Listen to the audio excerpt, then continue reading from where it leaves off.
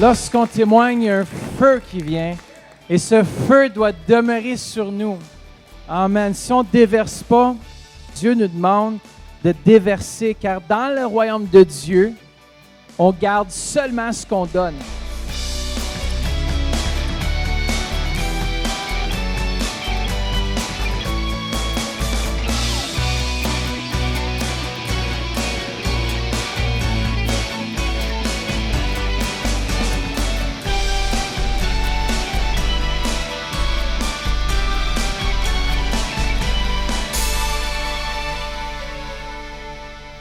Bienvenue à tous, on est content que vous soyez là. Je suis avec Mathieu, mon fils, et je sais que Dieu a plein de bonnes choses, Mathieu, aujourd'hui.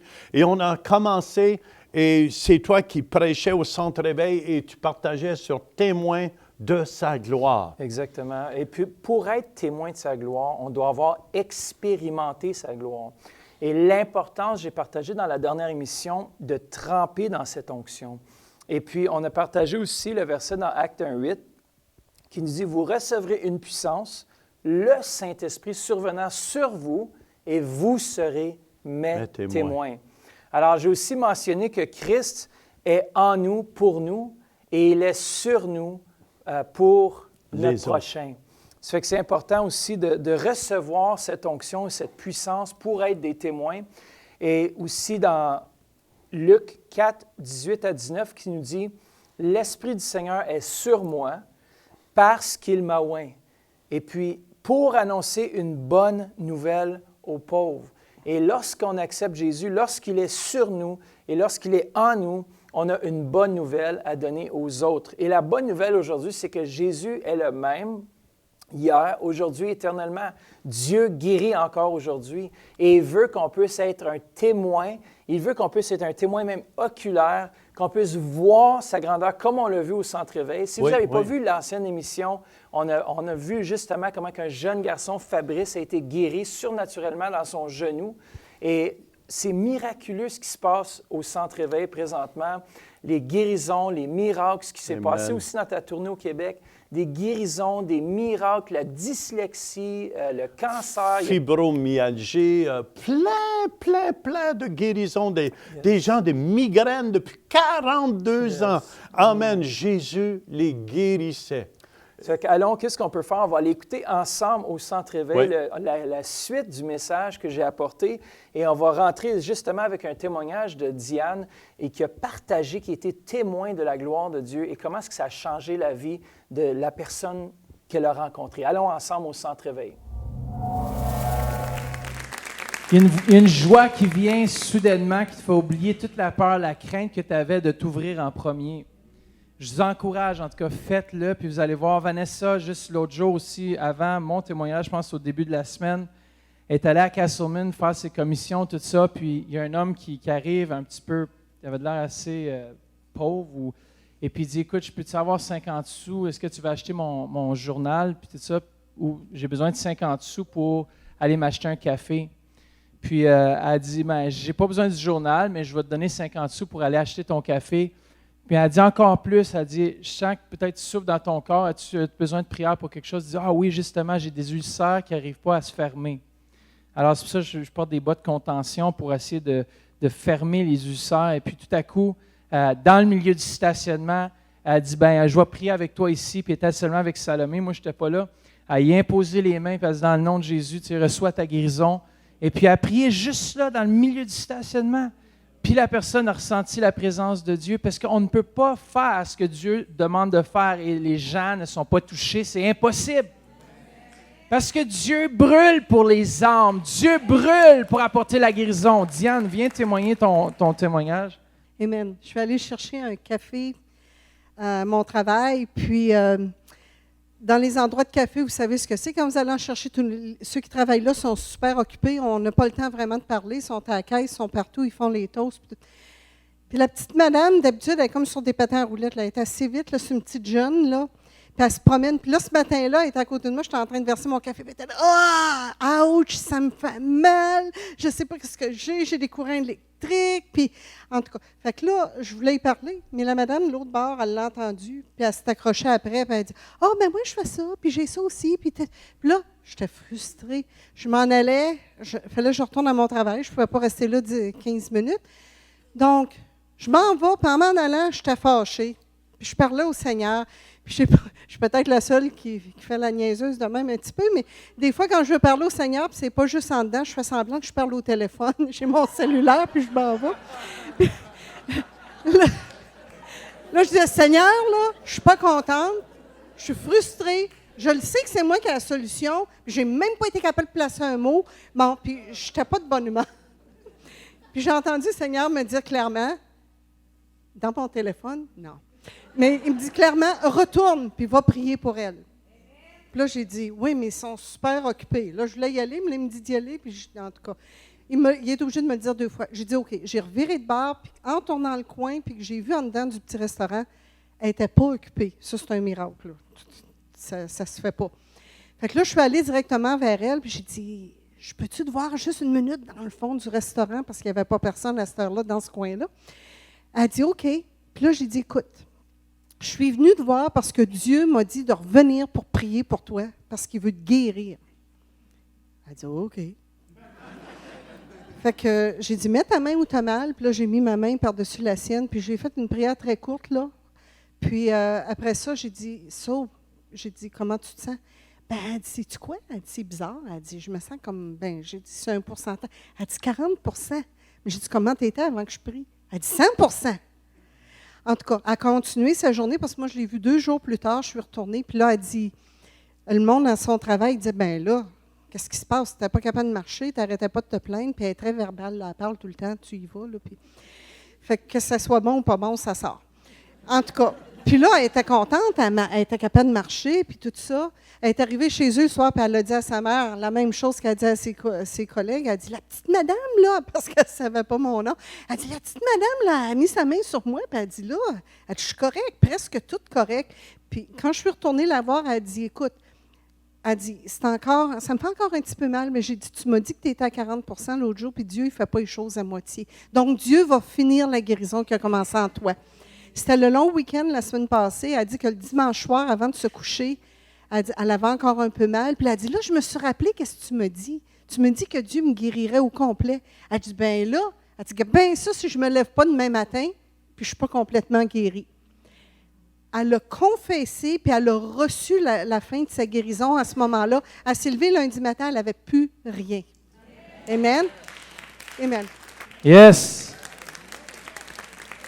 Lorsqu'on témoigne, il y a un feu qui vient et ce feu doit demeurer sur nous. Amen. Si on ne déverse pas, vous savez, il y en a qui ne déversent pas rien, mais Dieu nous demande de déverser, car dans le royaume de Dieu, on garde seulement ce qu'on donne. On garde seulement ce qu'on donne. Ça fait que juste, il y en a qui vont se faire baptiser. Je sais que présentement, vous pouvez être libérés pour aller vous préparer. On a un baptême ce matin. La Bible dit « Crois et sois baptisé ». Et je suis vraiment content de nous baptiser ce matin. Alors, si vous êtes baptisé, vous pouvez aller vous préparer présentement. Amen. Alors, il ne faut pas sous-estimer l'onction. Il ne faut pas sous-estimer la présence de Dieu. Comme dans ces cas-là, elle aurait pu arrêter et dire, ben, je ne vais pas y aller, je ne vais pas écouter, mais il ne faut pas sous-estimer lorsque Dieu nous parle par son Saint-Esprit. Et si on est obéissant, Dieu va faire des miracles. Dieu va faire des miracles, des choses inattendues vont se passer. Il va y avoir toutes sortes de choses qui vont arriver. Vous savez, parfois, si on ne sous-estime pas l'onction, c'est quoi l'onction? Ma définition de l'onction, c'est l'habileté surnaturelle de Dieu, le Saint-Esprit, qui est là pour accomplir au travers de nos vies ce qui serait impossible d'accomplir dans le naturel. C'est la puissance même de Dieu manifestée dans nos vies. Et cette habileté peut être mise en réserve ou stockée chez l'enfant de Dieu et même augmentée par une bonne communion avec notre Père céleste une obéissance immédiate à sa parole et la soumission à l'autorité. Si on avance avec Dieu, Saint-Esprit, il va se passer de grandes choses. Dans 2 Corinthiens 4:7, ça nous dit « Nous portons ce trésor dans des vases de terre afin que cette puissance extraordinaire soit attribuée à Dieu. » Dis « Je porte une puissance extraordinaire au-dedans de moi. » Sous-estimez jamais votre témoignage. Même si vous avez été chrétien toute votre vie, ne sous-estimez jamais ce que Dieu place dans votre vie. Amen. Comme la femme, les gens de l'extérieur ont vraiment soif. Ils ont soif d'une rencontre surnaturelle. Si on regarde beaucoup de la télévision aujourd'hui, c'est beaucoup des choses sur le surnaturel. Les gens ont soif de ça. Ils ont soif de voir le réel. Parce que l'Église n'a pas fourni le surnaturel. Le monde a substitué le surnaturel. Mais je crois que dans ces derniers jours, Dieu va se manifester comme il l'a fait dans l'Église primitive. Et il va se manifester encore par des signes, des miracles et des prodiges. Et je crois que c'est essentiel. Et si on n'a pas ça, quelle est la différence entre vous et un catholique? Quelle est la différence entre vous et un musulman? Quelle est la différence? Je vous pose la question. Les musulmans croient quelque chose. Nous, on croit quelque chose. Qu'est-ce qui va vous différencier? Les gens peuvent dire, ben moi, je crois toi en cause que tu as raison. Non, je crois toi en cause que tu as raison. Moi, je suis plus Bouddha. Mais peu importe, c'est une croyance. Mais si ça demeure seulement une croyance en vous-même, et que cette croyance ne devient pas vie, elle ne devient pas éternelle, elle ne devient pas vivante, quelle est la différence entre vous et un non-chrétien? Les non-chrétiens croient aussi. Ils croient en toutes sortes de choses. Peut-être pas Dieu, mais ils ont des croyances. Ce qui va faire la différence, c'est des enfants de Dieu remplis de sa présence, qui vont rencontrer le besoin prophétiquement, qui vont rencontrer le besoin surnaturellement par des signes, des miracles et des prodiges. Et nous sommes dans la génération qui vont voir des signes, des miracles et des prodiges. Je crois réellement et sincèrement que nous tirons vers la fin des temps. Préparons nos cœurs, préparons-nous devant Dieu. Soyons une Église qui prie, soyons des gens qui prient, soyons des gens qui intercèdent pour les âmes, des gens en feu pour Dieu. Marc 9, 49, qui est le passage clé pour mon cours historique des réveils, dit « Tout homme est salé de feu ». Marc 9, 49 et 50, « Mais si le sel perd sa saveur, avec quoi l'assaisonnerons-nous? Soyez remplis de sel ou soyez remplis de feu. Et le Saint-Esprit est ce feu. Le feu du Saint-Esprit est dans ce lieu. Et souvent, il y a beaucoup de gens qui viennent à l'Église et ne le reconnaissent pas. Ils passent à côté de l'appel de leur vie parce qu'il y en a qui regardent leur monde et disent « J'ai hâte qu'ils finissent de parler. J'ai faim, mon poulet rôti, il est dans le micro-ondes, il est dans le four à la maison. » Il y en a qui voient les miracles, mais ils ne les voient pas. Il y en a qui ne saisissent pas ce que Dieu veut faire présentement dans leur vie. Soyons une Église qui est alerte à ce que Dieu veut faire. Ce que Dieu va faire même avec les jeunes adultes. Moi, je prie que même notre jeunesse, ils ont commencé à faire les Revival Ninjas. Puis ceux qui ne savent pas c'est quoi, c'est qu'ils sortent et ils vont bénir des gens à l'extérieur. Et je parlais avec Jonathan justement hier ou avant-hier, puis on disait comment rejoindre la communauté davantage. Comment être là aux besoins. Comment aller rejoindre les gens là où ils sont. C'est bon une église qui vient chaque dimanche être remplie, mais si on ne déverse pas, ça sert à quoi? L'église, ce n'est pas un Bless Me Club. En français, on dirait un club de bénédiction. Ben là, j'ai mon abonnement au Centre-Veille, je suis un membre, là, je fais partie du club, je peux aller recevoir la bénédiction en avant, puis le mardi, puis le dimanche en plus. C'est pas juste ça. Oui, on a besoin d'être rassemblés ensemble, mais on a besoin d'avoir cette puissance pour aller à l'extérieur. Et je crois qu'on la reçoit ici quotidiennement. Lorsque vous venez, lorsque vous êtes chez vous-même. Moi, je dis les plus grands moments de ma vie, c'était des moments d'évangélisation. Je termine avec un dernier témoignage. Mais je me rappellerai toujours, même avant de devenir pasteur, tout ça, ben, je voulais devenir pasteur. Et lorsque j'ai commencé à travailler au centre-ville, je conduisais des autobus aussi. Pour ceux qui ne savent pas, mais j'ai conduit des autobus pendant 6 mois, je pense. Pas très long, mais c'était une transition pour travailler ici. Et puis, on n'avait pas les moyens de m'embaucher pleinement avec un plein salaire. Ça fait que je conduisais les autobus. Puis, je conduisais l'autobus de l'école de ma fille, qui est l'église catholique à Blackburn. L'église, pas l'église. Il y avait une église catholique à l'école, mais c'était une école catholique. Puis, l'école d'avant, c'était une école publique. Je conduisais deux écoles à chaque jour. Je me rappellerai toujours pour le restant de ma vie. C'était des jeunes d'environ entre 7 et 12 ans. Et puis, je me rappellerai toujours le dernier jour, j'ai dit, de toute façon, si je perds ma job, c'est pas grave. Le dernier jour, j'avais un haut-parleur. Je pouvais parler avec des haut-parleurs jusque dans l'arrière du bus. Et puis, à chaque étudiant que je ramassais, je leur dis, je vais vous raconter une histoire. Ça fait qu'à tous les nouveaux, là l'anticipation bâtissait. Là, les jeunes disent, monsieur, conte-nous l'histoire. Ben, j'étais là, attendez, on va arriver à l'école, puis je vais vous le raconter à tout le monde quand tout le monde va être dans l'autobus. Parce que c'est important, j'ai dit que tout le monde soit dans l'autobus. Puis là, les jeunes rentraient, puis là, je leur faisais mon discours. J'ai une histoire incroyable à vous apporter aujourd'hui. Le dernier étudiant rentre, j'avais environ une 40aine d'étudiants dans l'autobus. Puis là, je m'en allais sur Ennis puis Blair, pas Ennis puis Blair, en tout cas dans ce coin-là, Blair Road. Là, je commence à dire, un jour, Dieu est assis au ciel. Dieu le Saint-Esprit aussi. Puis Jésus est assis dans une table ronde. Puis Dieu a dit, si je crée l'homme, je sais qu'il va pécher. Je sais qu'il va manquer le but. Je sais qu'il va tomber. Puis si je crée l'homme, un de nous va devoir aller mourir pour sauver l'homme. Et Jésus leva la main à la table ronde et dit, Père, toi, si tu crées l'homme, moi, je vais mourir pour lui. Et puis là, tout à coup, il y a une musulmane qui se lève à l'arrière et dit, Allah, c'est Dieu! J'ai dit, toi, assis-toi, je ne t'ai pas demandé de parler.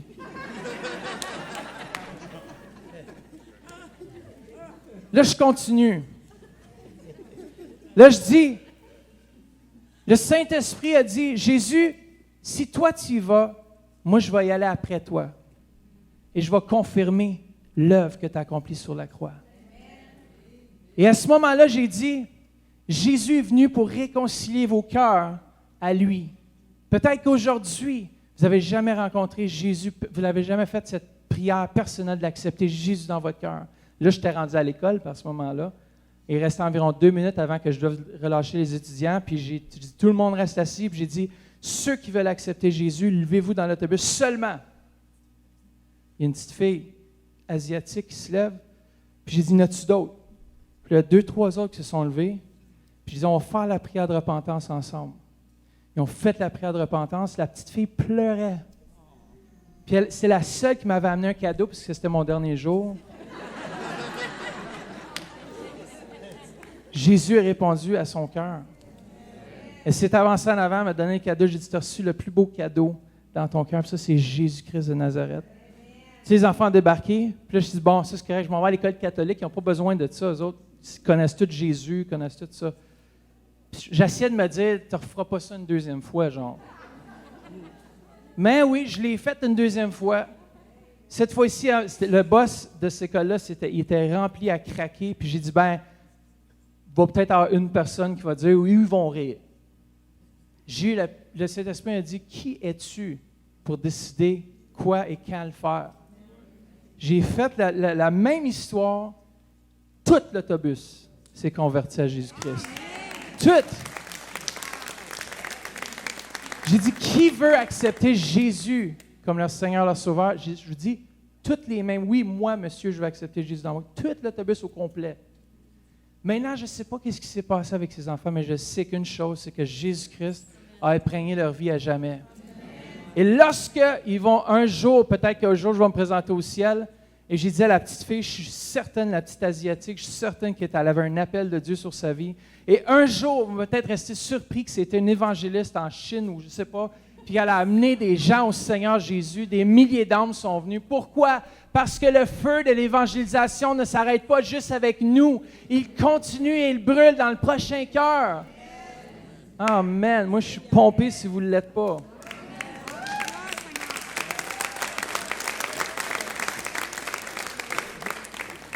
Donnons sa présence ce matin. Père, on veut te donner ta présence. On veut être une église, Seigneur Jésus, qui croit au miraculeux. Père, on veut être une église qui croit aux signes, aux prodiges, aux miracles. Père, que les gens puissent voir, Seigneur Jésus, qu'on sert un Dieu surnaturel, un Dieu qui change les circonstances. Père, on te remercie. Mathieu, c'était excellent. On est co-ouvrier avec Christ et on opère. Dernièrement, j'expérimente, je vous le dis, j'expérimente la présence de Jésus qui est en moi et je vois ce Jésus guérir les malades parce qu'il est vivant. La Bible nous dit qu'on est le temple du Saint-Esprit et que Christ habite dans nos cœurs par la foi. Fait que c'est par la foi que Dieu bouge. Exactement. Puis, je crois que vous êtes à la maison, vous êtes ici, vous êtes branchés au Centre Éveil. Il y a une raison que vous êtes maintenant en train d'écouter cette émission, parce que nous sommes co-ouvriers avec Christ, nous sommes ses ambassadeurs ici sur la terre, et nous croyons qu'aujourd'hui même, présentement, là où vous êtes dans votre salon, dans une chambre d'hôtel, peu importe là où vous êtes, que Dieu peut et veut vous guérir présentement. J'aime bien aussi, qu'est-ce que Jésus a dit aux pharisiens et qu'a dit aux gens qui l'entouraient dans Jean 10, 37, il dit « Si je ne fais pas les œuvres de mon Père, ne me croyez pas. » Quelles étaient les œuvres de son Père? Son Père désirait apporter la vie, la santé, la joie. Et les œuvres de son Père, vraiment, c'était les miracles. C'est justement, Mathieu, il y a quelque chose, je veux juste amplifier ici parce que c'est bon que tu partages. Puis écoutez bien à la maison, là, ça, c'est le cœur de Dieu qui est après partagé là. Exactement. Et comme cœur de parents, ceux qui sont parents comprennent ici ce que je veux dire. Comme parents, vous n'envoyez pas des malédictions à vos enfants. Exactement. Vous n'envoyez pas. Notre Père du ciel, c'est la même chose. Yes. Le diable est mauvais, c'est lui qui envoie la maladie, c'est lui qui envoie la destruction, mais Dieu est venu pour nous donner la vie et la vie en abondance. Exactement. Puis c'est drôle, Dieu nous a donné cette capacité à l'intérieur de nous-mêmes. Il nous a donné sa force. Et c'est pour ça que dans 2 Corinthiens 4,7, ça dit qu'on porte ce trésor dans des vases de terre, afin que cette puissance extraordinaire soit attribuée à Dieu. Dieu désire qu'on soit ambassadeur. Nous sommes ambassadeurs présentement et on partage avec vous la victoire qu'il y a dans le sang de Jésus-Christ. Et puis vraiment, si vous êtes à la maison et vous recevez, comme la femme avec la perte de sang, elle était tellement mal en point, elle avait été voir tous les médecins, tous les docteurs, mais elle dit, si seulement je peux toucher ce vase de terre qui était Jésus à l'époque, et il y avait une foule qui pressait Jésus, et puis elle dit, si seulement je peux toucher, puis si vous êtes à la maison, elle dit, si seulement je peux saisir la puissance, il y a une puissance qui est dégagée de l'émission présentement, et si seulement vous allez saisir, comme cette femme, elle a saisi par la foi, elle a capté sa guérison à un tel point que Jésus dit, qui m'a touché? Et ses disciples perplexes disent, mais Seigneur, qui t'a touché? Regarde la foule qui te presse. Il dit, non, j'ai senti une puissance se dégager de moi. Et puis, mais il faut comprendre, la femme, elle l'a reçu à cause de la foi qu'elle avait. Fait que c'est important à la maison que vous ayez cette foi-là. Amen. Que vous vous approchiez avec foi. La seule façon qu'on peut plaire à Dieu, c'est par la foi. La seule façon que vous pouvez recevoir votre miracle aujourd'hui, c'est par la foi. Yes. Puis peut-être c'est un fait aussi que vous êtes malade aujourd'hui. C'est un fait. Ça peut être prouvé scientifiquement. Les médecins disent que vous êtes malade. Mais la vérité, c'est que Christ nous guérit. La vérité, c'est il est venu mourir sur la croix. Et au moment où il est mort, il a dit, tout est accompli. Et puis, il a pris nos fardeaux. Il a pris nos meurtrissures. Il a pris nos maladies. Il s'est chargé, ça nous dit, de nos fardeaux, de nos soucis, de nos maladies, afin qu'on puisse avoir la liberté. Et puis, c'est ça, il est venu accomplir la volonté de Dieu. Yes. Il est venu détruire les Yes. œuvres du diable. La maladie, c'est l'œuvre du diable. Est-ce que vous me suivez? Ça ne vient pas de Dieu. Yes. Les souffrances dans le monde, la pauvreté, les gens vont dire, mais pourquoi, Jean, qu'il y a tant de pauvreté d'abord dans le monde? Pourquoi il y a tant de souffrance dans le monde? C'est parce que l'homme n'a pas voulu rien savoir de Dieu et l'homme a pollué la terre au complet et on marche, on mange dans la pollution, même des fois, peut-être que vous mangez du cancer et vous ne le savez pas. Fait que c'est pas Dieu. Yes. Mais comme l'homme a refusé Dieu et s'est bâti un petit monde à l'intérieur que Dieu a créé, c'est pour ça, des fois, que les gens, il n'y a un qu'un accusateur. Et si le diable peut vous faire accuser Dieu, c'est de la faute de Dieu. Il y a une tempête à quelque part, c'est de la faute de Dieu. Non, ce n'est pas la faute de Dieu. Comprenez bien à la maison, là, c'est la faute du diable. Exactement. Et si vous êtes malade aujourd'hui, ce n'est pas la faute de Dieu. Est-ce que vous me suivez? C'est pour ça, Mathieu, on va prendre l'autorité sur la maladie. Yes, c'est ça. Amen, amen, amen. Yes, Jesus. Faites ce pas de foi avec moi. Comme la femme qui avait la perte de sang, elle savait. Placez vos mains sur l'écran. Placez vos mains sur l'écran. Amen, amen, amen. Et par la puissance du nom de Jésus-Christ, Alléluia, recevez votre guérison. Par la puissance du nom de Jésus-Christ, je maudis toute maladie, de toutes ces formes. Toute forme de fibromyalgie, tu disparais des corps. Toute dyslexie, tu disparais des corps. Au nom de Jésus-Christ. Amen. Je réclame la puissance, l'amour de Dieu sur vos vies. Recevez. Faites ce que vous ne pouviez faire. Je vous demande de faire un pas de foi présentement. Faites ce que vous ne pouviez faire. Bougez. Faites un pas de foi. Amen, amen. Et il y a des gens, vous allez vous apercevoir, il y en a qui ressentent une chaleur présentement. Ça, c'est la présence de Jésus. Il n'y a pas de distance entre nous et vous et avec Jésus qui est au milieu de nous.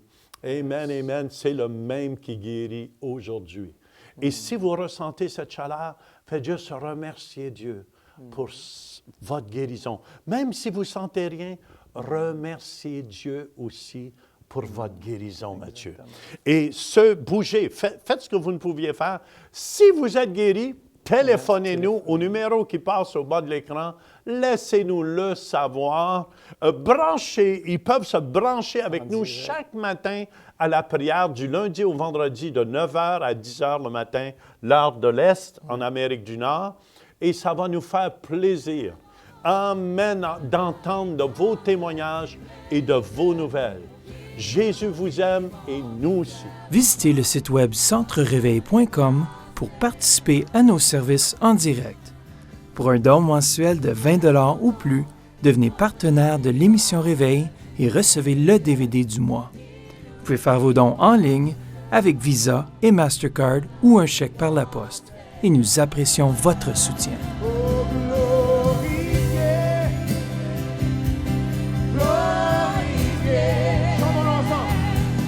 Que ton nom